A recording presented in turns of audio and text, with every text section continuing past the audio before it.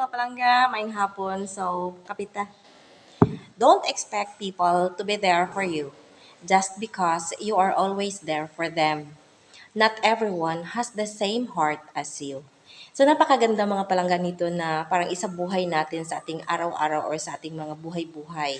Dahil karamihan naman sa atin or tayo, oo, 'di ba? Wag na tayong magplastikan mga palangga. Dahil totoo naman ito na kapag ka tayo ay isang may kaibigan tapos palagi tayong nandoon sa kanya, palagi tayong tumutulong, palagi tayong nandoon sa oras na kailangan nila tayo, ikaw din kapag ka nangangailangan ka, iniisip mo rin at iisipin mo na gusto mo nandoon din sila para sa'yo, para tulungan ka, para i-protect ka, para i-guide ka, para i-comfort ka, ganyan.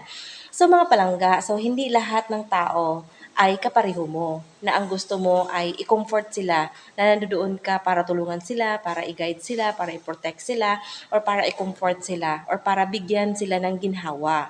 Dahil magkaiba kayo eh. O 'di ba mga palangga? So sa ngayong panahon, parang ang hirap na makahanap ng mga ganyang klaseng friends. So mga palangga, dapat nating isa-isip, isa puso at isa buhay na hindi ang kapwa mo kapareho ng kung ano ka, kung anong personalidad meron ka.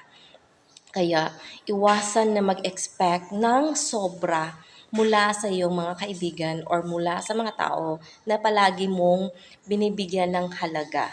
Dahil magkaiba kayo. So, ibig sabihin dahil magkaiba kayo, pwede din na magkaiba ang mga diskarte niyo sa buhay. Maraming salamat!